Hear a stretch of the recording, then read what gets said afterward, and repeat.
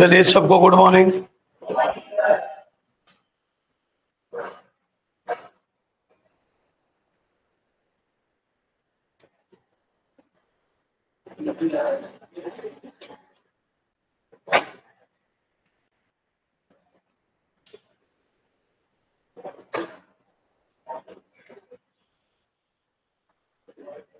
एक question paper है जिसमें लिखा है रतौंधी किसकी कमी के कारण होता है? विटामिन डी, विटामिन के, vitamin A, vitamin E. Vitamin A. कोशिका को पहली बार किसने खोजा है? रॉबर्ट हुक, ल्यूवेन हुक, स्नीडेन और विर्चेव। Robert Hooke. निम्नलिखित में से किस जगत में परिभाषित सीमाएं नहीं होती? मोनेरा, प्रोटिस्टा, फफूंद और प्लांटी है। प्रोकैरियोट्स में राइबोसोम किस प्रकार का होता है? 70S, 80S, 60S, 50S। 70S।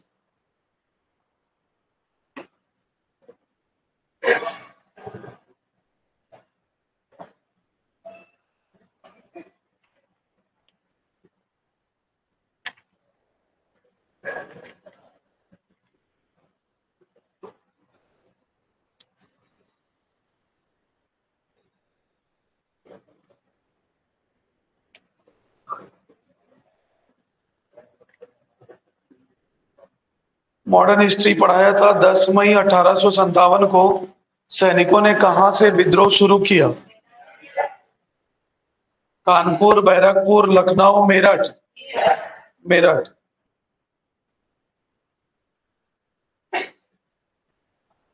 अ- 1857 की क्रांति के समय भारत का गवर्नर जनरल कौन था? लॉर्ड वेलिजली, लॉर्ड डलहौजी, कैनिंग और क्लाइव। हाँ।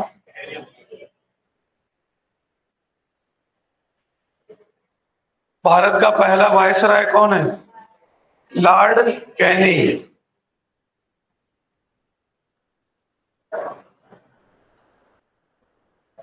झांसी की रानी लक्ष्मीबाई को पराजित करने वाला जनरल का नाम क्या है? डलहौजी, ह्यूरोज, डफरीन या कर्जन? ह्यूरोज। भारत का संविधान कब अंगीकृत किया गया? 16 अगस्त 1947, 26 जनवरी 1950, 26 जनवरी 1949 या उपरोक्त में से कोई नहीं? 26 जनवरी 1950। शिक्षण संस्थाओं में प्रवेश के लिए आरक्षण किस संवैधानिक प्रावधान में किया जाता है? अनुच्छेद 14, अनुच्छेद 15(5), अनुच्छेद 21 का या उपरोक्त में से कोई नहीं? अनुच्छेद 15(5). कल ही परसों तो पढ़ाया हूं। शैक्षणिक संस्थाओं में आरक्षण किस में मिलता है? 15 में। ये वो क्वेश्चन है जो मेरे सब्जेक्ट से रिलेटेड है और जो मैं क्लासरूम में बताया हूं। ठीक है। सुमेलित कीजिए, कर लेते हैं। और इस क्वेश्चन पेपर को मैंने पहले नहीं देखा, अभी देख रहा हूं। ठीक है। तो कितना आसान चीजें पूछा जाता है आपसे। क्लास रेगुलर आने वाला व्यक्ति बना लेगा। इसीलिए बार बार बोलता हूं कि क्लास रेगुलर आया करेगी।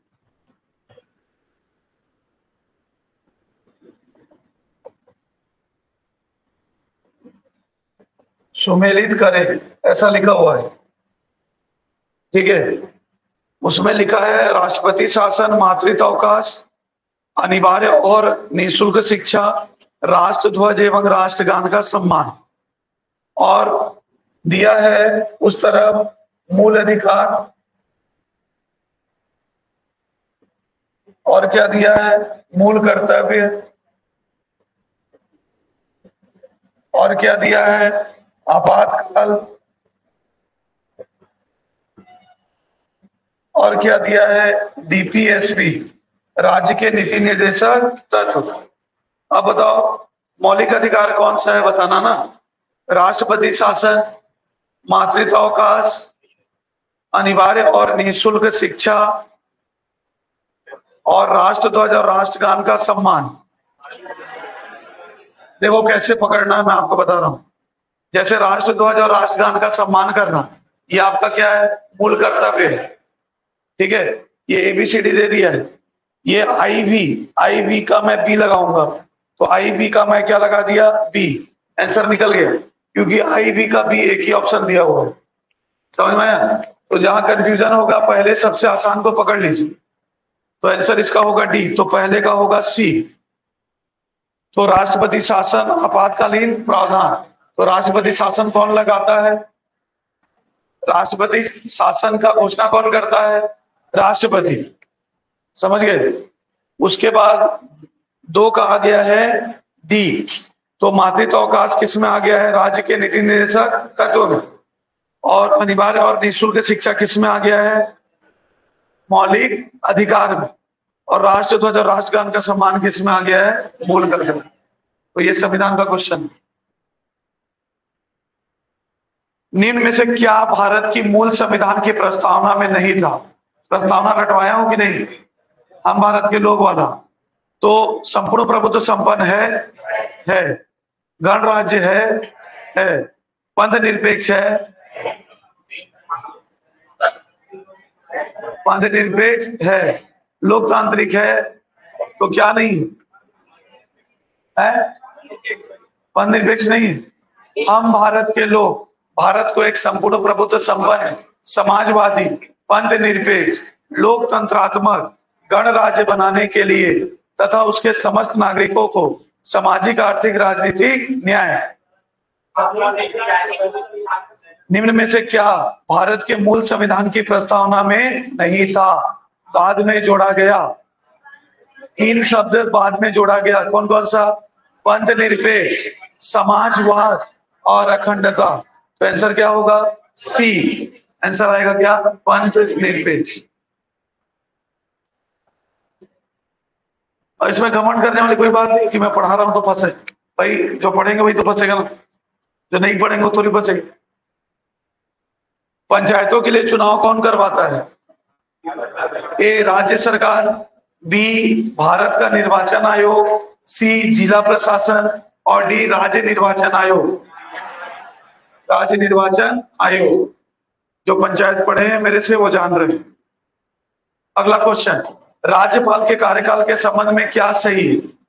ऐसा तुम क्या पूछ लोगे जो हम नहीं बता पाए? लेकिन कूट वाला पूछता है, बताया हूं ना। तो क्या है?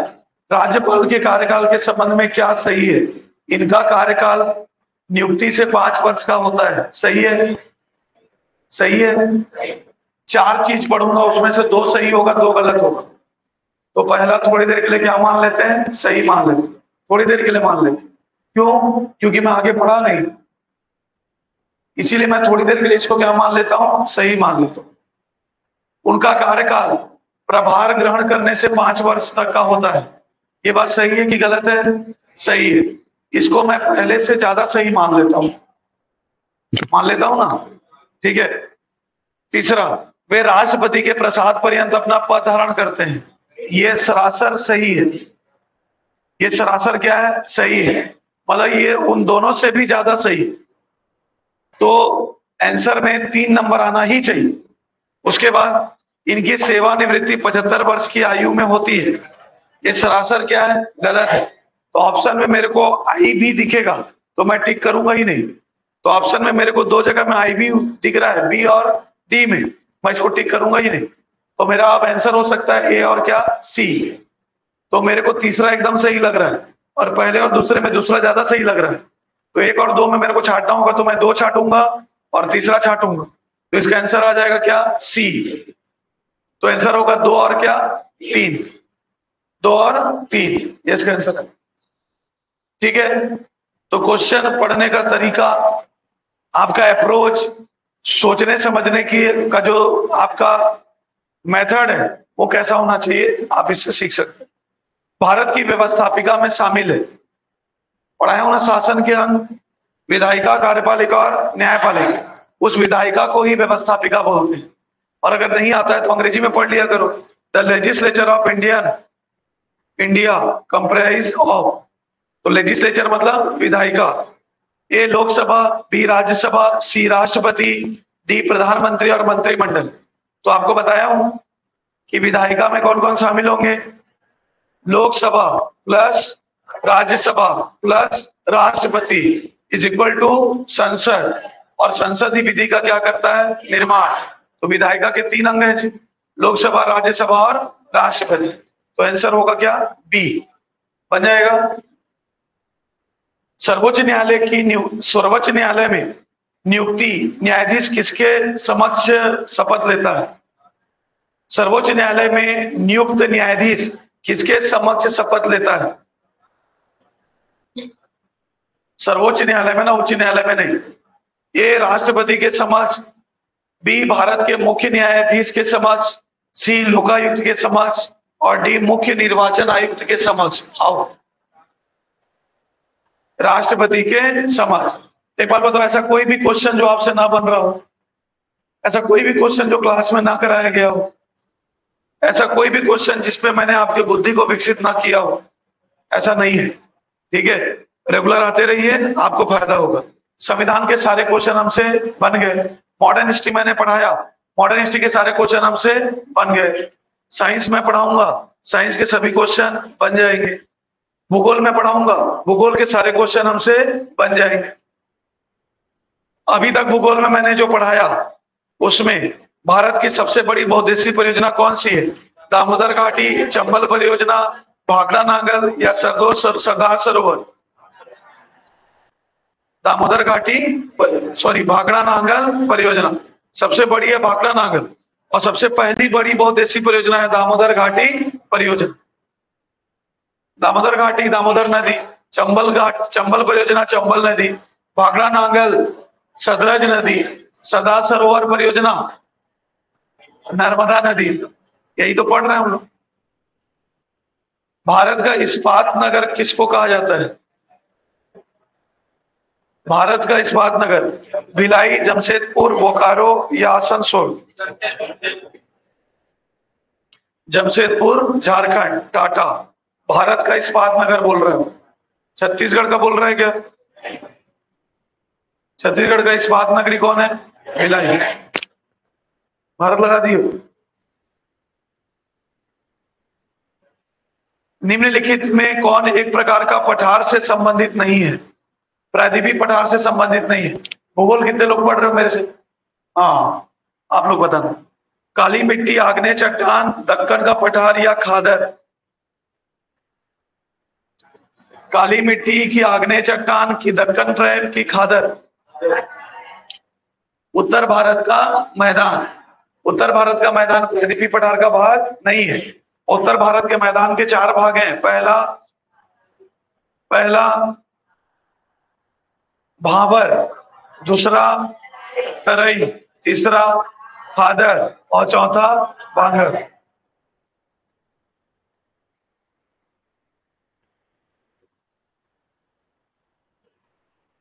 मिर्जा सर जो पढ़ा रहे होंगे सब फंसा होगा, ऐसा मेरे को अनुमान है। ठीक है, गणित वाले सर जो पढ़ा रहे होंगे सब फंसा होगा, ऐसा मेरा अनुमान है। हिंदी वाले पांडे सर जो पढ़ा रहे होंगे वो सब फंसा होगा, ऐसा मेरा अनुमान है। और मेरा अनुमान ये कहता है कि रेगुलर क्लास कर लो, है ना, आपको फायदा होगा। और जो नहीं कर रहे हैं उनको भी बता दो कि हमारे कोचिंग में जो पढ़ाते हैं वही फंसता है। ठीक है, बुक पढ़ने की जरूरत नहीं है, ऐसा बोल सकते हो। नहीं बोलोगे तो भी कोई दिक्कत वाली बात नहीं। चलिए, अब मैं पारिस्थितिकी विज्ञान भी पढ़ाता हूं और कुछ क्लास लिया था किनका, शिक्षक भर्ती वालों। ठीक है, तो उसमें देख लेते हैं। उसको नहीं देखते क्या, कि देख ले, देखूंगा तो तुमको क्या समझ में आएगा, कर ले। घास के पारिस्थितिकी तंत्र में जीव भार का पिरामिड ऊपर से नीचे से ऊपर कैसा बनता है, घास परितंत्र में। इकोलॉजिकल पिरामिड ऐसे बनता है बच्चों, ठीक है, ऐसे बनता है, देखे हो कभी। इसको बनाने का ट्रिक ये है कि जो भी उत्पादक होगा जो भी उत्पादक होगा, एक्स वाई जेड, जो भी उत्पादक हो, उसको मैं नीचे बनाऊंगा हमेशा। जो भी उत्पादक होगा उसको मैं हमेशा कैसे बनाऊंगा? नीचे बनाऊंगा। उत्पादक हमेशा नीचे रहेगा, ये ट्रिक है। अब उसके बाद बनाना चालू करना है जीव भार का पिरामिड घास परितंत्र में।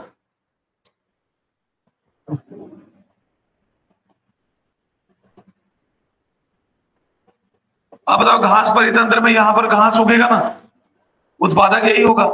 इसको कौन खाएगा घास को? है, खरगोश खाएगा। घास को खरगोश खा गया, चलो। और खरगोश को कौन खा गया? सांप खा गया। खरगोश को कौन खा गया? लोमड़ी। चलो, और लोमड़ी को कौन खा गया? शेर। क्या आप इससे सहमत हो कि असहमत हो? सहमत हो? कैसे?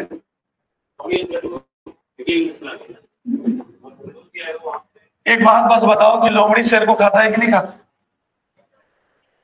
लोमड़ी नहीं, शेर लोमड़ी को खाता है कि नहीं खाता? तो फिर क्या असहमत हो? लोमड़ी खरगोश को नहीं खाता? देखिए वो खाते हुए।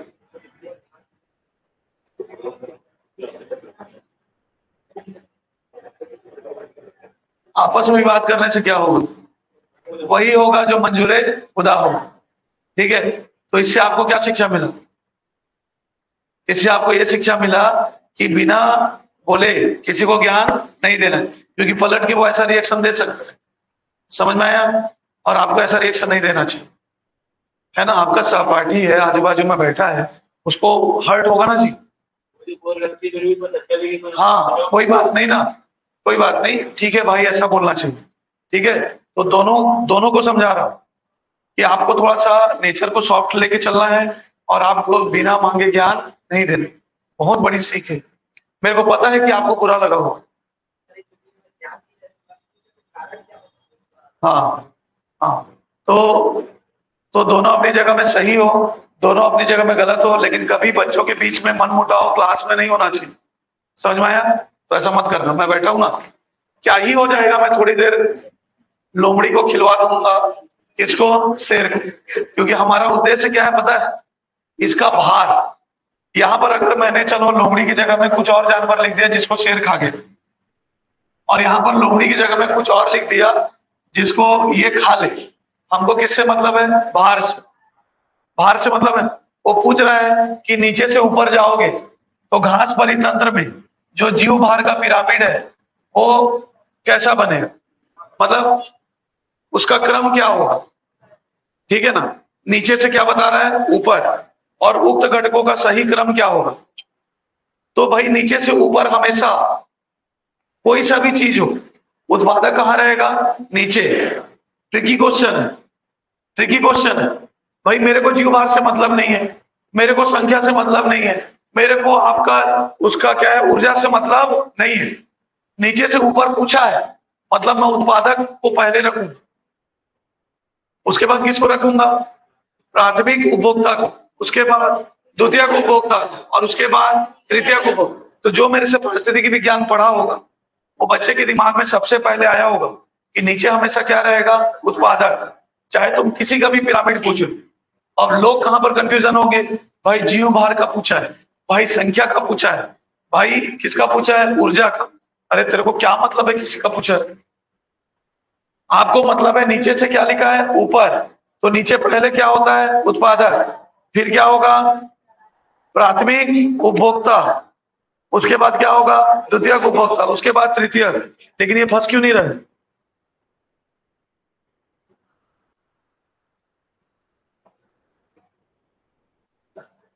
ठीक है, फंस गया। ठीक है ना, फंस गया ना? ठीक है, फंस गया ना, कोई दिक्कत वाली बात नहीं।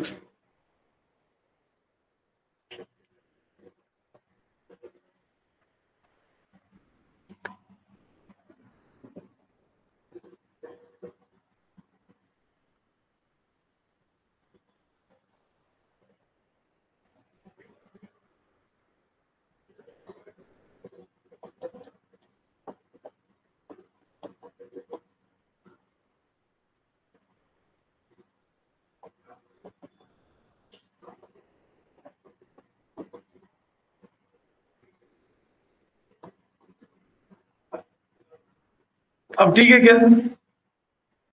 अब बताओ किसका भार ज्यादा होगा? घास का भार क्या होगा? ज्यादा होगा। अब घास को कौन खाएगा? कुत्ता खा नहीं सकता, खरगोश खाएगा। और खरगोश को कौन खाएगा? कुत्ता। खरगोश को नहीं खा सकता क्या कुत्ता? खा सकता है। और शेर अगर कुत्ता पा गया तो नहीं छोड़ेगा। हालांकि शेर और कुत्ते का मुलाकात थोड़ा सा रेयर कंडीशन। अब देखो इसमें लिखा है कि नीचे से ऊपर की ओर क्या होगा। तो सबसे पहले क्या होगा? उत्पादक। नीचे से ऊपर। उत्पादक के बाद क्या आया? प्राथमिक उपभोक्ता। और उसके बाद कौन आएगा? द्वितीयक उपभोक्ता। और उसके बाद क्या आएगा? तृतीयक। आंसर आएगा बी। और जिसका क्वेश्चन पेपर उसने भी टिक लगाया है, आप ही का। ठीक है, आगे समझ। खाद्य जाल में, खाद्य जाल समझते हो क्या होता है? खाद्य जाल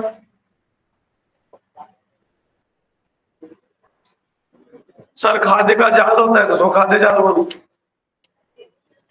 खाद्य श्रृंखला मतलब एक चैनल में खाएंगे और कोई किसी को भी खा रहा है, ये क्या होगा? खाद्य जाल। खाद्य जाल में खाद्य श्रृंखला होती है, सही है।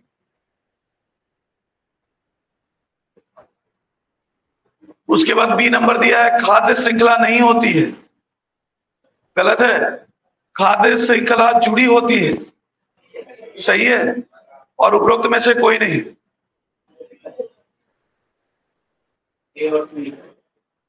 नहीं यार, खाद्य जाल में फूड चेन पाया जाता है और फूड चेन इज कनेक्टेड। देखिए, फूड चेन ऑकर्स ये है और फूड चेन इज कनेक्टेड, ये दोनों में क्या अंतर है?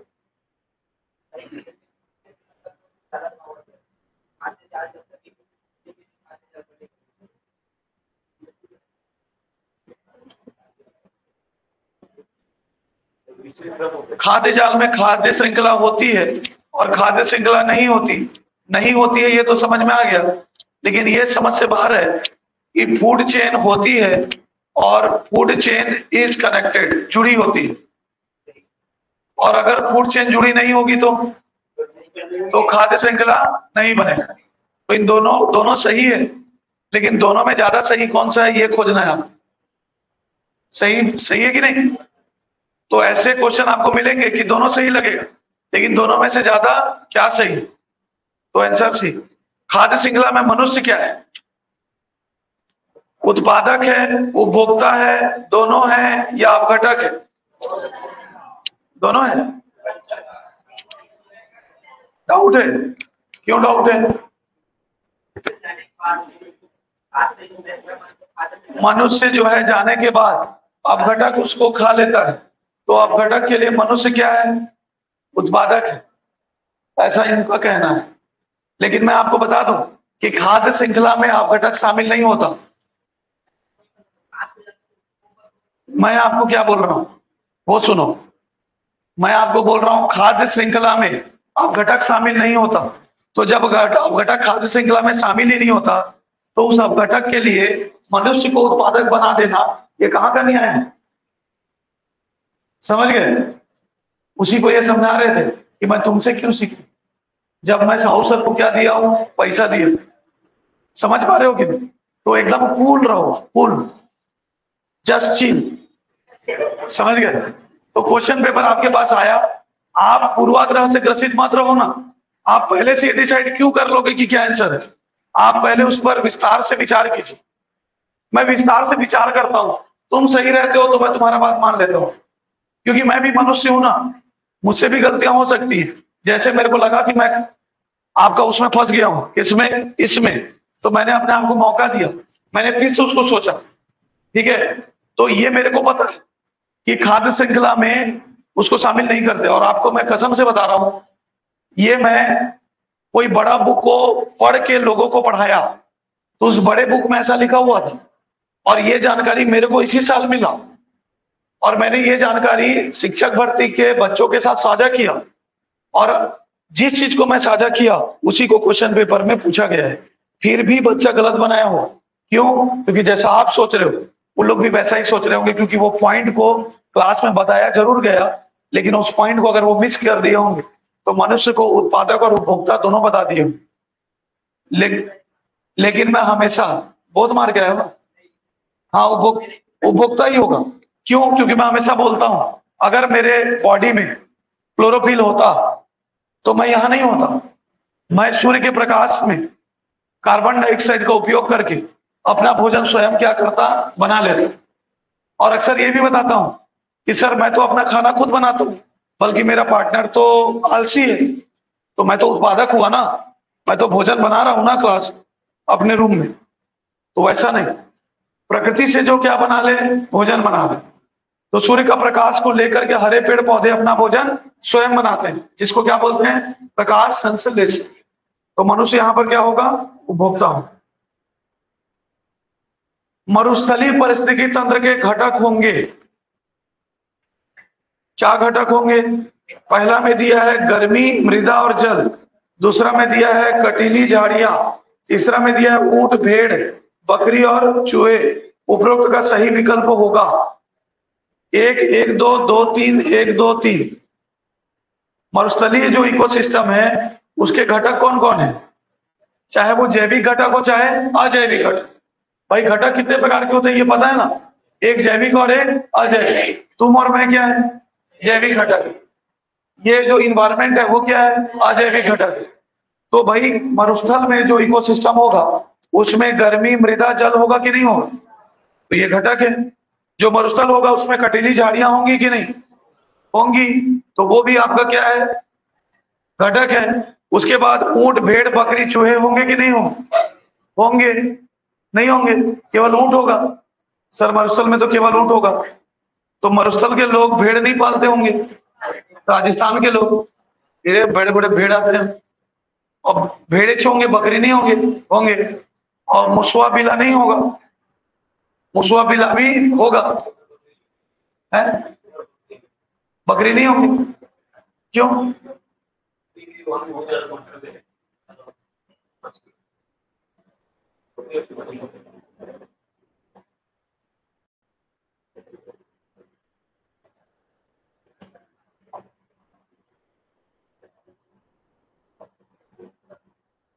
क्या ठीक लगा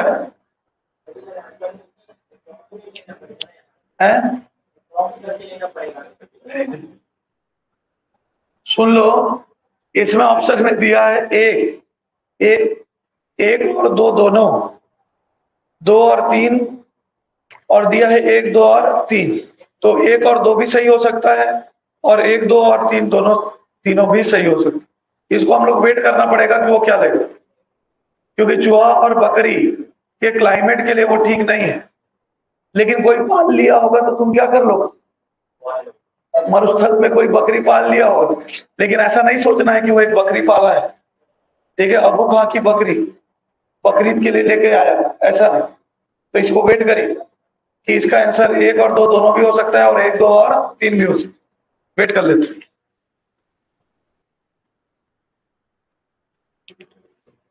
एक महिला के गले की ग्रंथि में बहुत अधिक वृद्धि हो गई है, थायराइड ग्लैंड, तो उसे किस खनिज लवण की कमी होगी? आयोडीन की क्या होगी? कमी हो। अच्छा बताएं। मानव के पाचन तंत्र में मुख से प्रारंभ होकर गुदा तक के अंगों का क्रम जमाइए। गजब आदमी है। मैं ऐसे ही पूछता हूं आपको ना, ये ऑप्शन दिया हुआ है, मैं आपको पूछता हूं, आप समझ जाओ। पहले मैं ग्रसनी को रखूं कि पहले ग्रास नली को रखूं? अरे पहले फेरिंग्स को रखूं कि इसोफेगस को रखूं? पहले किसको रखूं? फेरिंग्स को, ग्रसनी को। बाद में क्या आएगा? ग्रास नली। आप बताना ना, मैं पहले ग्रास नली को रखूं कि अमाशय? पहले क्या रखूं? ग्रास नली। आपका आंसर सॉल्व हो गया। उसके ऊपर मेरे को पढ़ने की जरूरत ही नहीं है इसमें, क्योंकि कूट को देख करके क्या हो जाएगा? आंसर आ जाएगा। तो पहले आता है क्या बच्चों? ग्रसनी। फिर क्या आता है? ग्रास नली। फिर आता है अमाशय। फिर आता है आपका क्या? ग्रहणी, क्योंकि वो छोटा आंत का भाग है। उसके बाद आता है इलियम। उसके बाद आता है बड़ी आंत। छोटी आंत के तीन भाग होते हैं, क्या क्या? डिओडिनम, इलियम और जेजेनम। और बड़ी आंत के दो भाग होते हैं, एक होता है क्या? कोलन, और एक होता है रेक्टम। ये सब साइंस में मैं आपको पढ़ा दूं। बढ़िया, आपका पानी भर जाता है। ठीक, ओके, ठीक। संक्रामक रोग है, कैंसर है। मेरे को कैंसर है तो तुमको भी हो जाएगा क्या?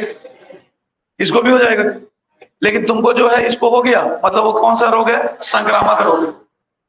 सोचते कैसे हैं समझ में आ रहा है ना? परीक्षा हॉल में बैठ के अकेले पागल टाइप क्या बात कर रहे हो, ऐसा थोड़ी होता है। लेकिन जोर से मत चिल्लाना, क्या बात करते हो, ऐसे थोड़ी होगा। धीरे धीरे। एनीमिया, तुमको एनीमिया है तो इसको होगा क्यों? ब्लड के अंदर का है। आरबीसी की कमी से होने वाले रोग को क्या बोलते हैं? एनीमिया। और आरबीसी में हीमोग्लोबिन की कमी से क्या होगा? एनीमिया। एचआईवी, तुमको एचआईवी है। देखो उदाहरण तो बता ही रहा था, तुमको ले लेते हैं। तुमको क्या है? एचआईवी है। तो क्या तुमको भी एचआईवी होगा? हो सकता है ना।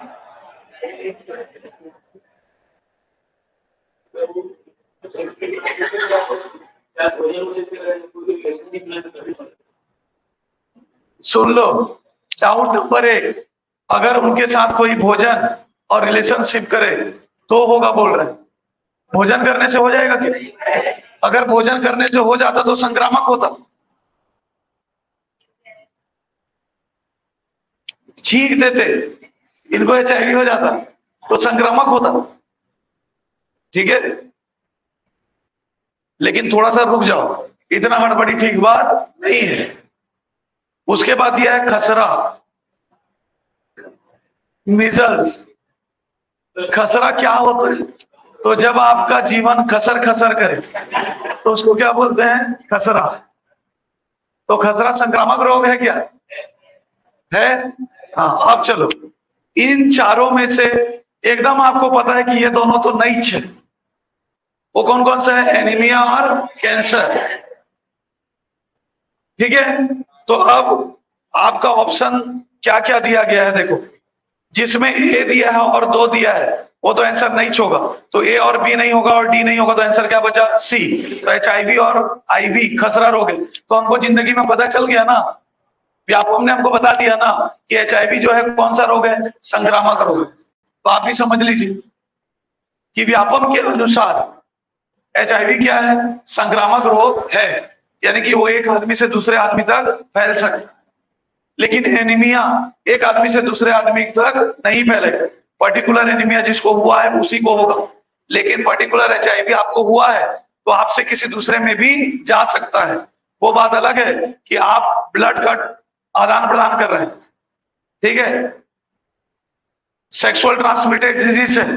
अगर आपने सावधानी नहीं बरती तो एचआईवी एक से दूसरे में हो सकता है। तो याद रखिए एचआईवी को और किसको? आपको खसरा को। आपको क्या मानना है? संक्रामक रोग मानना है। डीपीटी बोलो क्या? डीपीटी यानी कि डिप्थीरिया, पर्ट्यूसिस और क्या है? टिटेनस। टीका बच्चों को किन बीमारियों से बचाव के लिए लगाया जाता है? पीलिया, डिप्थीरिया, टिटेनस या काली खांसी। ये तो नाम से पकड़ लोगे, डिप्थीरिया, टिटेनस और pertussis, sorry tetanus. Diphtheria, pertussis और क्या? टिटेनस। तो पीलिया को छोड़ देना, बाकी को क्या कर देना? लगा देना।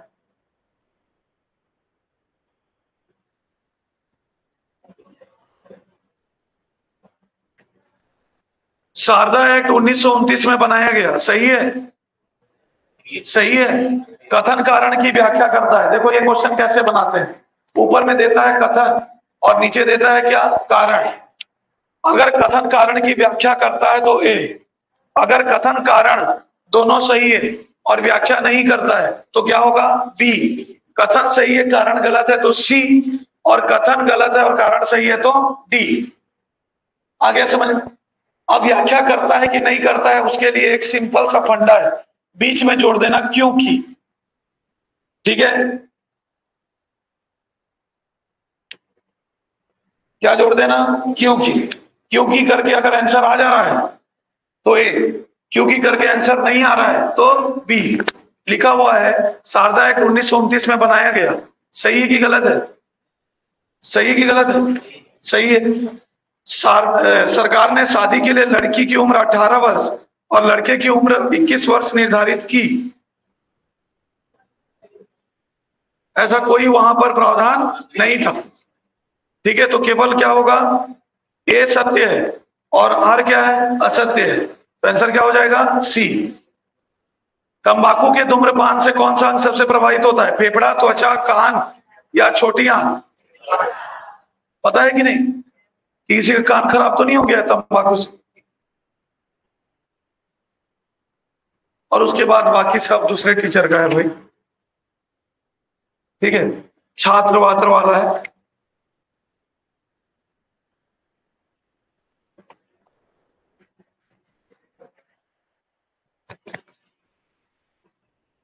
चलिए, ये क्वेश्चन पेपर हो गया। अब ये क्या बोलते हैं,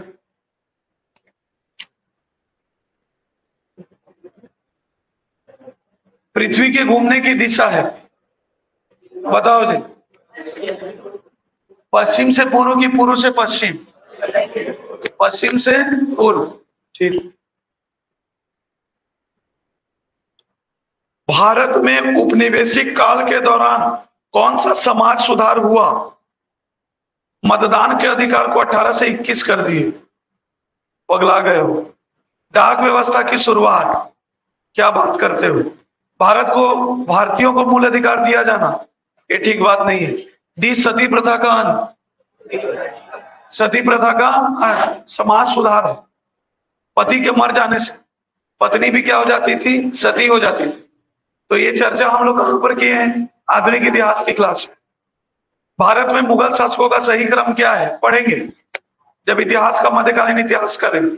तो बाबर का बेटा हुमायूं, हुमायूं का बेटा अकबर, अकबर का बेटा, अकबर का बेटा जहांगीर, बस आ गया। और जहांगीर का बेटा शाहजहां। एक तो ऐड आता था, वो विज्ञापन को भी देखे रहते तो बन जाता। सुमेलित कीजिए, कर देंगे ना, क्या बात हो गया ऐसा, है ना? हम तो पढ़े हैं और क्लास में ही पढ़े हैं, तो बता देंगे हम लोग। कुंवर सिंह, बिहार। कुंवर सिंह, बिहार। एक का दो, आंसर आ गया, खत्म। कुंवर सिंह, बिहार। तात्या टोपे, कानपुर। लक्ष्मीबाई, झांसी। वी नारायण सिंह, कौन सा खान जी बच्चों, सोना खान। और आज का ये वीडियो, ये लेक्चर को हम लोग यूट्यूब में भी डाल देंगे और उसमें लिख देंगे बड़ा बड़ा, सी सेट का, नहीं क्या तुम्हारा एग्जाम था जी, सीजी टेट का विस्तार पूर्वक व्याख्या। समझ गए कि नहीं? क्लासरूम में ऐसे करो। तो लाइक और सब्सक्राइब कर लेना। अच्छा, कथन और कारण में एक क्वेश्चन पूछा है, हिमालय की ऊंचाई हमेशा बढ़ रही है, कारण क्योंकि हिमालय नवीन वलयित पर्वत है। दोनों सही है, लेकिन दोनों एक दूसरे की व्याख्या नहीं कर रहे। क्या इसीलिए बढ़ रहा है कि वो नया है? इसका मतलब ये है कि जो नया रहता है वो बढ़ता ही रहता है। ये सरासर क्या है, गलत है। इसलिए बोल रहा हूं क्योंकि जोड़ देना, और व्याख्या नहीं करेगा तो उसको बता देना कि तुम सरासर व्याख्या नहीं कर रहे हो, लेकिन जो तुम दोनों बोल रहे हो वो दोनों क्या है, सही है। तो आंसर होगा बी। कथन और कारण दोनों सही है, लेकिन कथन कारण की व्याख्या नहीं कर रहे। लोकतंत्र में मीडिया की भूमिका है, बताओ बच्चों। लोकतंत्र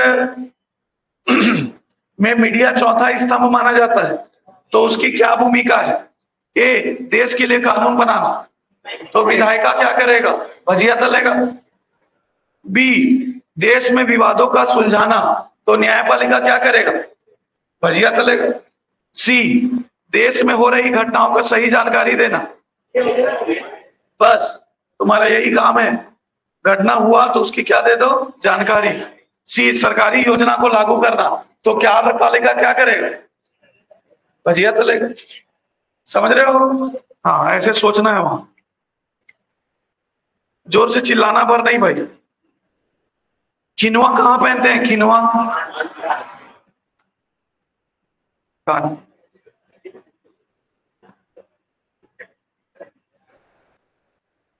क्या हो गया रे? कूलर बज रहा है? अब बंद कर दे बोला। मैं चिल्लाए के क्या जरूरत है भाई? कूलर आवाज कर रहे थे, बंद कर दे वो, है ना? कोनो भी आवाज कर ही तो कर, आवाज ला हमन का करबो, बंद कर दे वो। तो शिकायत मिलते गुरु जी ला हमन पूछतन तो बताए नहीं, तो मैं कहे कौन गुरु होकर नाम बता, तो नाम बताए के वो तैयार नहीं है, समझे कि नहीं? मैं तो बोलता हूँ दम है तो पूछो, दम है तो हमारा टीचर बताएगा, और नहीं बताएगा तो मैं शिकायत कर दो, है कि नहीं? बताना चाहिए भाई। ये देखो कल मैं बोला था कि व्यापार करने का अधिकार आपका मूल अधिकार है, लेकिन अंबानी ट्रेन चला दे ये जरूरी नहीं है। क्या क्वेश्चन पूछा है? निम्न में से कौन सा कार्य केवल केंद्र सरकार द्वारा किया जाता है? शिक्षा प्रदान करना, तो हम लोग क्या कर रहे हैं? भजिया तल रहे हैं, ठीक है। बी, रेल चलाना, कृषि कार्य करना, रोजगार प्रदान करना, हम रोजगार प्रदान नहीं कर रहे हैं क्या? हम कृषि कार्य नहीं कर रहे हैं क्या? कर रहे हैं। लेकिन इसमें एक चीज है, agriculture scheme to operate railway, तो केंद्र सरकार कर रहा है, तो रेल चलाना इसका क्या होगा? आंसर होगा। और आपको बता दूं, कृषि योजना सरकार लाता है, लेकिन केंद्र सरकार ही लाता है क्या, कि राज्य सरकार भी लाता है? राज्य सरकार भी लाता है, लेकिन क्या राज्य सरकार रेल चलाता है क्या? अरे रेल जहां जहां जिस राज्य से जाता है, राज्य सरकार की जिम्मेदारी है कि वो ट्रेन को टकटकी लगा करके देखते रहे, चला नहीं सकता, लेकिन देख सकता है। कुछ घटना होगा तो वो रिस्पॉन्सिबल होगा, कौन? वो राज्य सरकार, जिस राज्य में रेल का घटना हुआ। लेकिन रेलवे केंद्र सूची का विषय है, राज्य सरकार का नहीं है, इसको वो पूछ रहा। उसके बाद तो पूरा छत्तीसगढ़ दिया है। अरे सेम है क्या जी क्वेश्चन पेपर? ये वाले क्वेश्चन पेपर में जीएस सेम है, सेम रहता है, थोड़ा बहुत अलग रहता है, सेम तो लिख रहा है।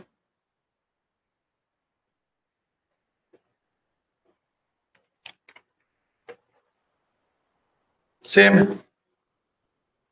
तो मेरे हिसाब से मैं सही जा रहा हूं, बाकी आप लोग देख लो। सर भाई होगी साच की। चलिए बताइए कहां तक पढ़े थे संविधान में बच्चों? अनुच्छेद 22। अनुच्छेद 22 में कितने मूल अधिकार हैं? 3 मूल अधिकार है। पहला,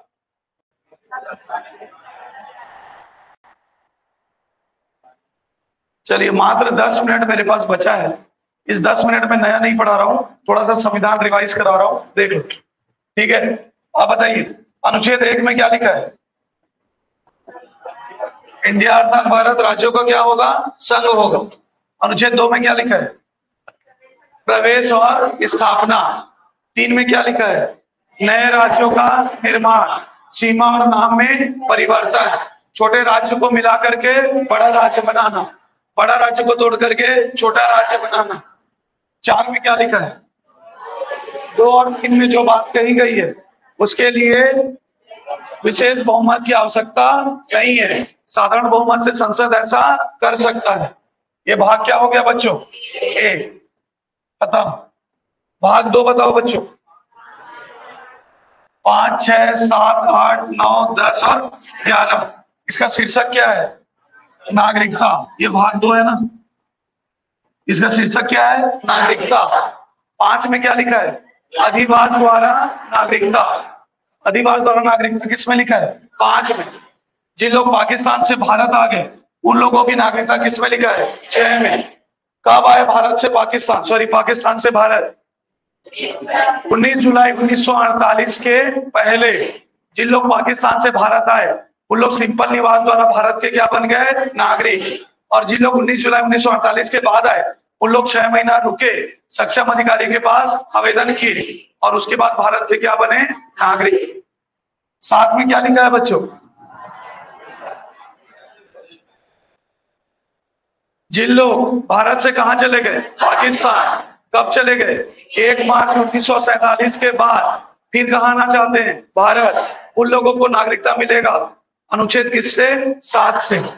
जिन लोग भारतीय मूल के लोग हैं, जब भारत का संविधान लागू हो रहा था तब उन लोग भारत की नागरिकता ले सकते थे। किससे? 8 से।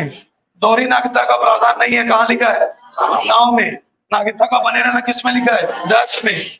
और नागरिकता के संबंध में विधि बनाने का अधिकार किसके पास है? संसद के पास है। ये कहाँ लिखा है? 11 में। 12 और 13 का संबंध किससे है?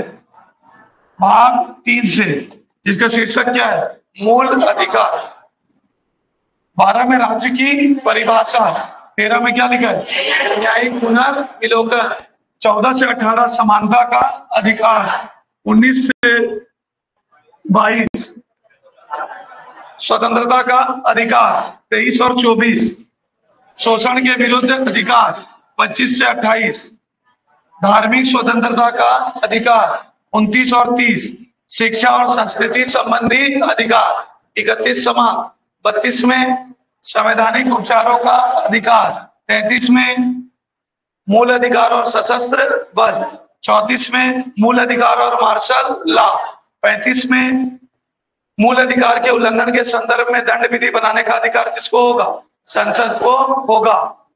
ठीक है। 14 में क्या लिखा है? विधि के समक्ष समता और विधियों का समान संरक्षण।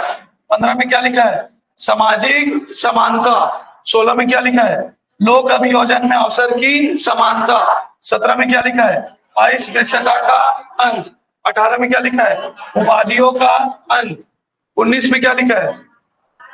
वाक और अभिव्यक्ति की स्वतंत्रता। 19 में कितने मूल अधिकार है? 6। पहला, वाक और अभिव्यक्ति की स्वतंत्रता।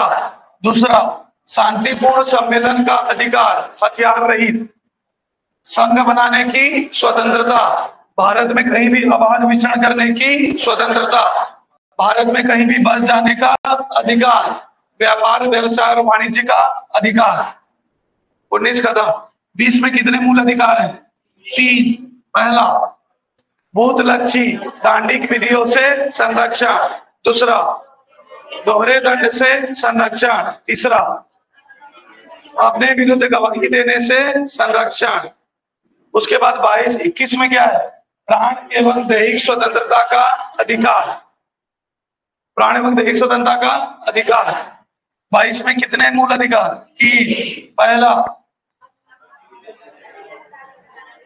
अपने गिरफ्तारी का कारण जानने का अधिकार। दूसरा, अपने मनपसंद वकील से अपना पक्ष रखवाने का अधिकार। और तीसरा, 24 घंटे के अंदर निकटस्थ मजिस्ट्रेट के सामने पेश होने का अधिकार। यह था आज का कार्यक्रम। जय हिंद, जय भारत, जय छत्तीसगढ़।